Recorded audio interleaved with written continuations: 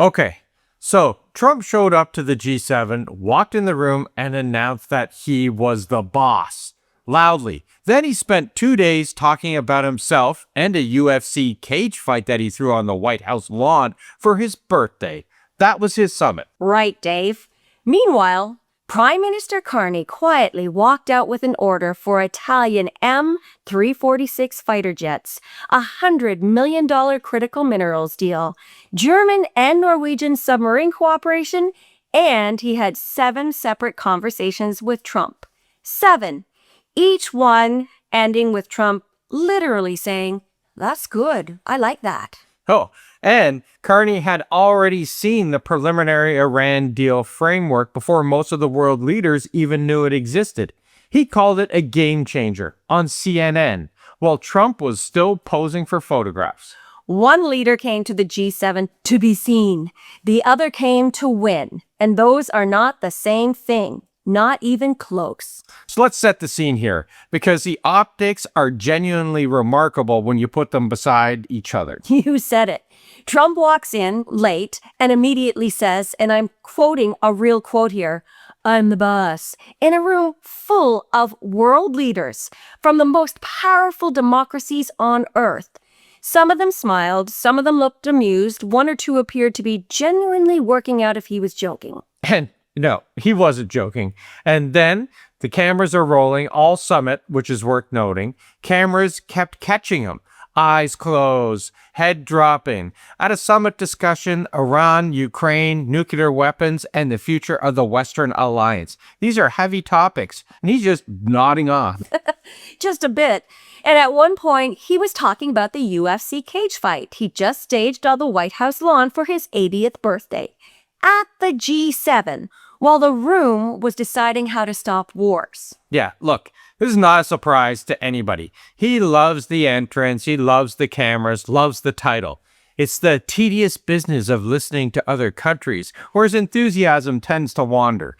Which is actually the key to understanding what Prime Minister Carney was doing on the other side of a completely different operation. Because while all of this is happening, Carney, well, what he's doing, he's moving through the summit, talking to leaders, opening negotiations, explaining Canadian policy, basically building relationships. And this isn't just our Prime Minister being polite. This is a strategy he's been building publicly for months. And if you haven't heard the phrase middle power before, well, I'm sure you have, you need to understand it because it's the frame for everything at this summit.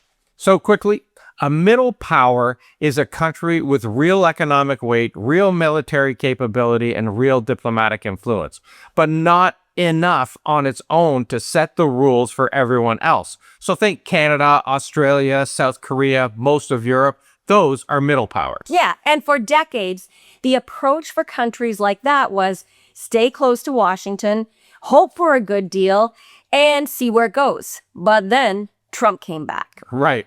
And then Carney stood up at Davos months before this summit and said something that apparently landed like a bomb in diplomatic circles. He said, middle powers that keep competing for approval from the world's biggest players risk ending up being on the menu.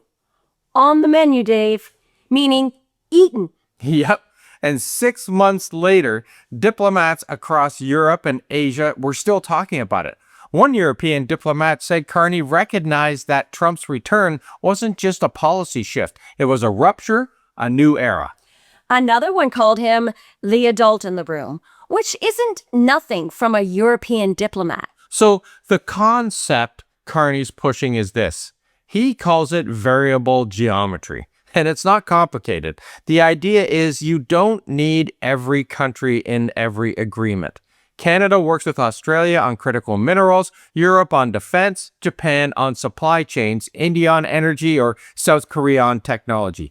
Different partners for different issues. And no single superpower dictates the term of all of it, which means if one relationship becomes unstable, we know who that is, you're not starting from zero again. And that's the strategy. And this G7 was the first time we got to see it actually running. So, what did Mark Carney actually walk out with? Let's talk about that.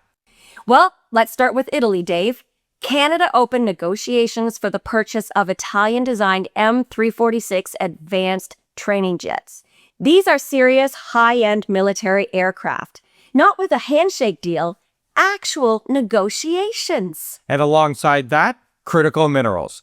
Canada and Italy discussed working together on stockpiles. Now, critical minerals are those raw materials that go into everything from electric vehicles to weapon systems to the chips in your phone. In Canada, we've got a lot of them. And Italy wants access. That's a real card to play. And then we have to talk about Germany and Norway, the submarine cooperation. Canada has been in the market for a submarine capability for a while now. The Type 212CD, advanced diesel electronic submarines, they are some of the quietest military vessels on the planet. Quieter than nuclear subs for certain operations, which for Canada's specific geography and defense needs, that's actually what we want. Yeah. And Prime Minister Carney also met with leaders from India, South Korea, the United Arab Emirates, and Ukraine. These weren't courtesy calls. They were relationship building with countries actively looking for options outside the traditional big power agreements. And then there's the Iran thing, which, okay, this one is worth slowing down on and really getting into. Yeah. So Trump arrived at the G7 with a preliminary agreement between the United States and Iran. The full terms hadn't been publicly released, and leaders are still piecing together what was actually in it. And then Carney, in a CNN interview with Caitlin Collins, revealed that he'd already seen the preliminary framework. Yeah, he called it a game changer and said it exceeded his expectations. The potential outcomes, and Carney laid these out, ending the conflict, reopening the Strait of Hormuz, and genuinely making a path to preventing Iran from getting a nuclear weapon. But, and this is such a Carney move, he also said it still had to be followed through. He didn't become worshipful about it. He didn't start throwing confetti and saying this is the best thing in the world. He chose his words carefully. Kind of like the way he called Trump a transformational leader before, remember? Good or bad, it depends on how you read it. He acknowledged the potential, connected it to the broader G7 discussion, and made it clear that Canada was informed enough to assess it, which tells you something about the level of access Canada currently has to American intelligence channels. That access, it doesn't come free. No, it does not. And it doesn't come by accident either. But the moment of this summit for me was the one that got caught by live microphone at that working lunch. Oh yeah. Trump, we all know he's been attacking Canada's decision to allow a limited number of Chinese electric vehicles into the country. His argument, Canada's opening the door for China to flood the North American auto market. And Carney, he addressed it directly. At a working lunch, he went directly to Trump's face and was caught on that hot mic. And here's what he said. He didn't apologize, Dave. He didn't ask for Trump's permission. He just explained it. Fewer than 3% of the Canadian market, which is 49,000 vehicles, a firm cap on the number allowed in the lower tariff rate. Those are hard numbers, a hard cap. Canada controls the door. That's it. And what was Trump's response? That's good. I like that. And what's remarkable about that exchange, what Carney clearly understood going into that lunch, is that Trump did not need a lecture on Canadian agricultural exports or global supply chains. He just needed to feel like the threat was contained, and he needed to feel like he reached that conclusion himself. You know Trump, he loves the KISS principle. Keep it simple, stupid, because that's what he's like. And then Carney said, I thought you'd actually like that, before Trump even responded. I loved it. Before is the key word here, because that's not improvised at all. That was deliberate. They had 7 exchanges like that over a day and a half. No formal bilateral meeting, no really big staged photo ops, just Carney working their relationship while trade officials handled the technical work in the background. 7 conversations with the most unpredictable leader in the world, and every one of them ended on a positive note. Now, let's be clear here. Trump's commitments come and go. You know, his history is full of grand announcements that get considerably less grand once he really shows up. Yeah, but Carney wasn't banking on Trump's promises. He was building a pattern of positive engagement that makes it harder, not impossible, but harder, for Trump to reverse and swing at Canada later.